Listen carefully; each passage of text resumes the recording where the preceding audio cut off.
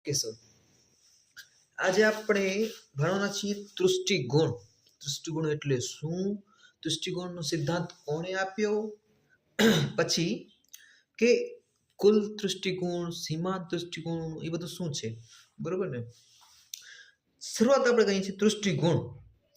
તમને ખ્યાલ છે કે કોઈ પણ વ્યક્તિ હોય, બરોબર ને, એને કંઈક ને કંઈક તો જરૂરિયાતો હોય જ છે, બરોબર?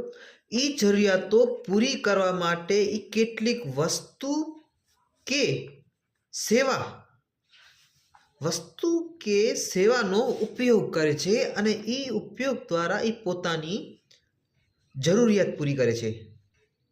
વાતને સમજો કે કોઈ પણ વ્યક્તિ હોય છે, દરેક વ્યક્તિને કંઈક ને કંઈક પોતાની જરૂરિયાતો હોય છે. જરૂરિયાતો એ અમર્યાદિત છે, બરોબર ને? તો એ અમર્યાદિત જરૂરિયાતોને પૂરી કરવા માટે એ કેટલીક વસ્તુ કે સેવાનો ઉપયોગ કરે છે અને તેના દ્વારા પોતાની જરૂરિયાતો પૂરી કરે છે.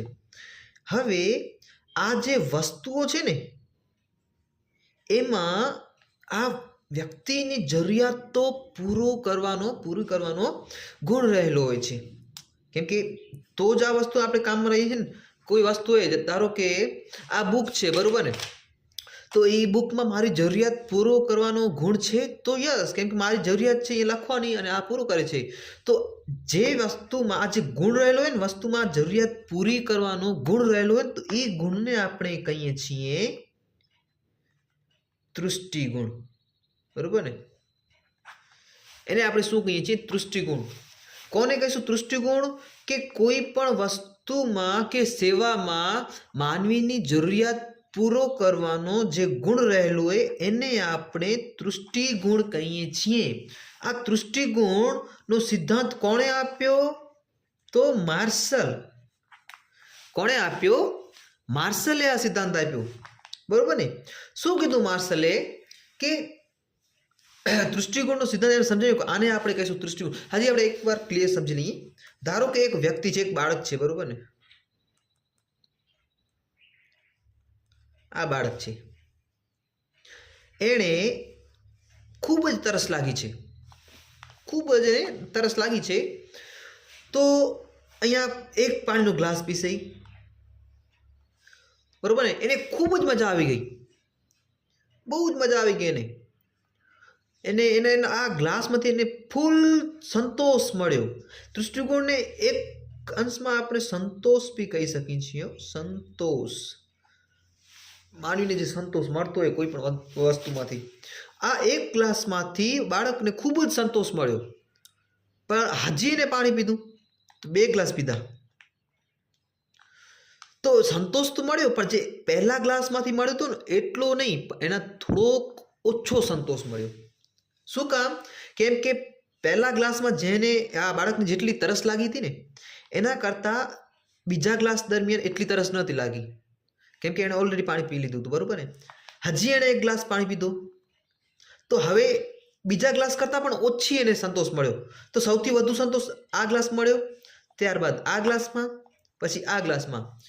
હવે તૃષ્ટિગુણનો નિયમ માર્શલે કીધું એ પ્રમાણે શું કહે છે કે કોઈ પણ વસ્તુ હોય ને, કોઈ પણ વસ્તુના જેટલા વધારે પ્રમાણના એકમો વપરાતા જાય, જેમ કે એક વપરાણો, પછી બીજો એકમ વપરાણો, પછી ત્રીજો એકમ વપરાણો, જેમ જેમ વસ્તુના વધારે એકમો ઉપયોગમાં લેવાતા જાય, તેમ તેમ તે વસ્તુમાંથી પ્રાપ્ત થતો સંતોષ કે તૃષ્ટિગુણ હંમેશા ઘટતો જાય છે. પહેલાં તો અહીંયા ધારો કે અહીંયા એને 100% સંતોષ મળ્યો, તો અહીંયા એને 80% મળ્યો, અહીંયા એને 70% મળ્યો.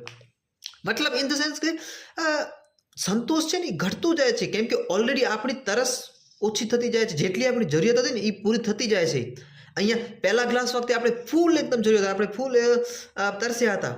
બીજા ગ્લાસ દરમિયાન એકદમ જરૂરિયાત ન હતી, ત્રીજા તો એનાથી પણ ઓછી જરૂરિયાત હતી. તો જેમ જેમ વસ્તુના એકમો વધારે પ્રમાણમાં વપરાતા જાય ને, તેમ તેમ તે વસ્તુમાંથી મળતો તૃષ્ટિગુણ ઘટતું જાય છે.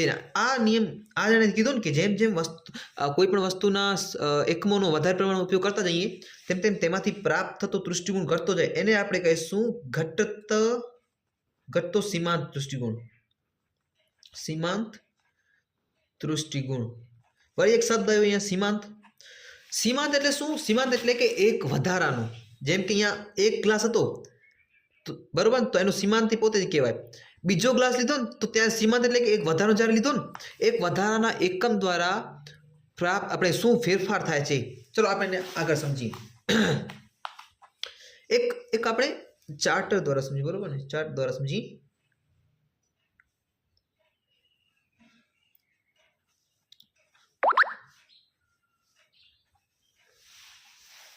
બરોબર ને,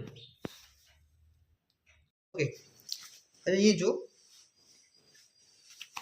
શું કે છે, અહીંયા ઘટતો દૃષ્ટિકોણ કે જેમ જેમ અહીંયા એક્સ અક્ષ પર વસ્તુના એકમો છે, વાય અક્ષ પર દૃષ્ટિકોણ છે, બરોબર ને. જેમ જેમ એકમો 1 2 3 4 5 જેમ જેમ વસ્તુના એકમોના પ્રમાણમાં વધારો થતો જાય તેમ દૃષ્ટિકોણ, જ્યારે વસ્તુનો એકમ 1 હતો ત્યારે દૃષ્ટિકોણ અહીંયા 5 પર, પછી 2 થયો તો નીચે આવીને 4 થઈ ગયો, બરોબર ને. 3 હતો તો દૃષ્ટિકોણ હજી પણ ઘટી ગયો, પછી 4 થયો, વસ્તુનો એકમાં આપણે ચોથો એકમ લીધો તો વળી દૃષ્ટિકોણ ઘટ્યો. મતલબ કે આ જે ઢાળ આવે છે ને, કેવો ઢાળ આવે છે? ઋણ ઢાળ.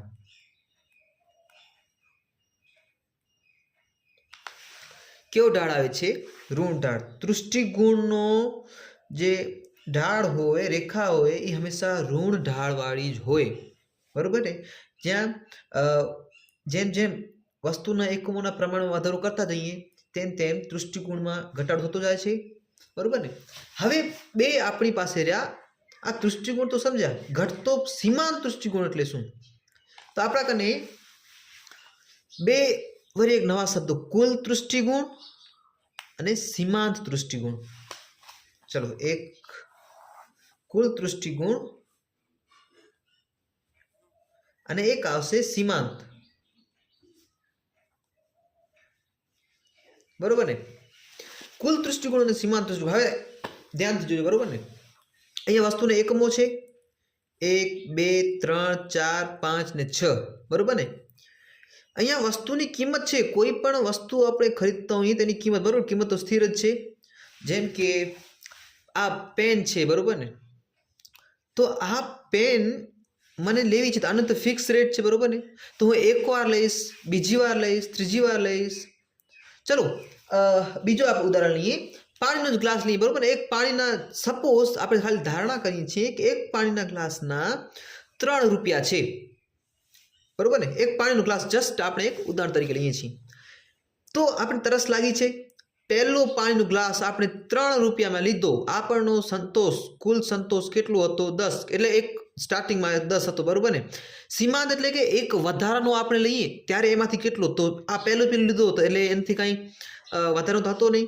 હવે જ્યારે બીજો લઈશું ને ત્યારે થયું કે એક પછી આપણે એક બીજો લીધો તો પ્રાઇસ તો 3 જ છે. એક વધારાનો ગ્લાસ લીધો તો આપણો એમાંથી કેટલો સંતોષ મળ્યો?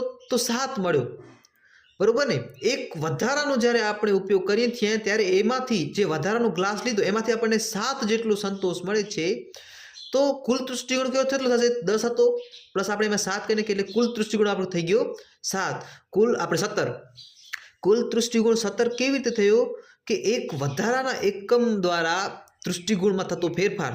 તો એક પહેલા 10 હતો, એક વધારો લીધો તો એક વધારામાંથી આપણે 7 મળ્યા, તો કુલ કેટલો થઈ ગયો? 17.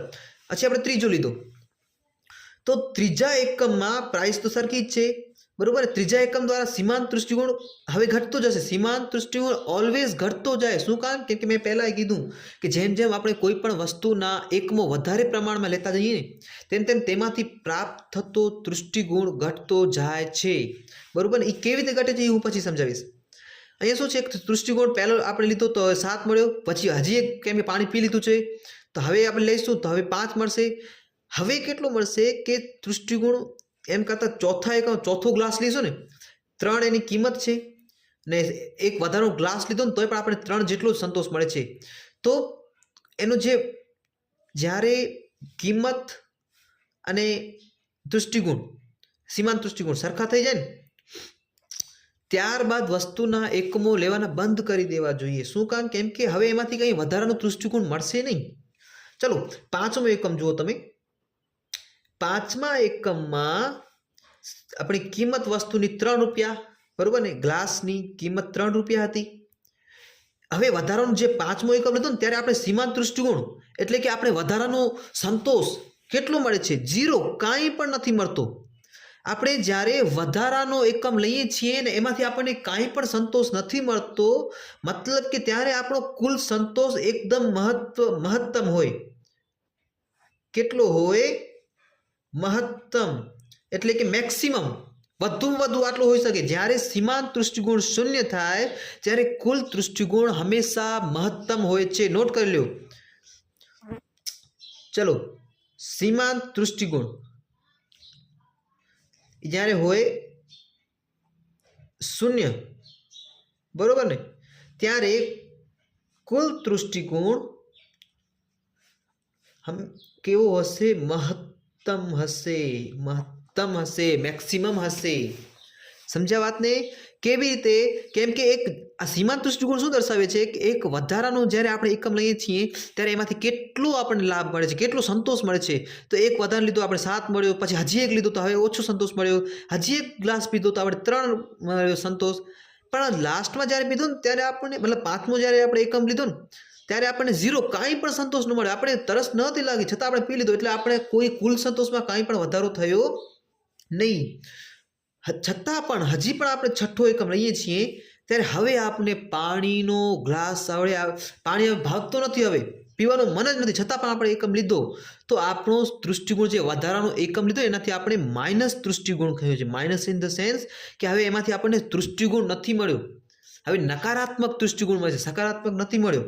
હવે આપણે એને લાભ નથી, નુકસાનકારક છે એમ. તો માઇનસ તૃષ્ટિગુણ મળ્યો. તો ત્યારે કુલ સીમાંત 25માંથી 23 થઈ ગયું આપણે કુલ તૃષ્ટિગુણ. કહેવાનો મતલબ શું? હવે આમાંથી આપણે 2 તારણો નીકળી શકે. એક તો આપણે સમજ્યા બરાબર કે સીમાંત તૃષ્ટિગુણ 0 હોય ને ત્યારે કુલ તૃષ્ટિગુણ હંમેશા મહત્તમ હોય. અને એક વાત યાદ રાખજો કે સીમાંત તૃષ્ટિગુણ હોય ને, આ જે સીમાંત તૃષ્ટિગુણ એ માઇનસ થઈ શકે છે, બરોબર ને, માઇનસ થઈ શકે છે. પણ કુલ તૃષ્ટિગુણ છે ને એ કદી પણ એ હંમેશા પ્લસમાં જ હોય, કદી માઇનસ નહીં થાય.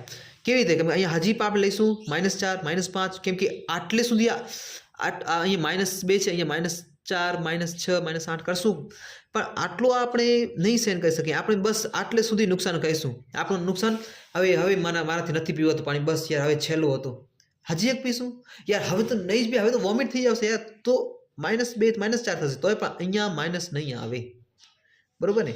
આ હતો આપણો કુલ તૃષ્ટિગુણ, સીમાંત તૃષ્ટિગુણ, તૃષ્ટિગુણનો નિયમ, બરોબર ને. ઘટતો સીમાંત તૃષ્ટિગુણ કેવી રીતે ઘટે છે, ઓકે, અને કોણે આપ્યો? તો માર્શલે. ઓકે, નેક્સ્ટ ટોપિક આપણે પછી ચર્ચા કરવાનો. Thank you.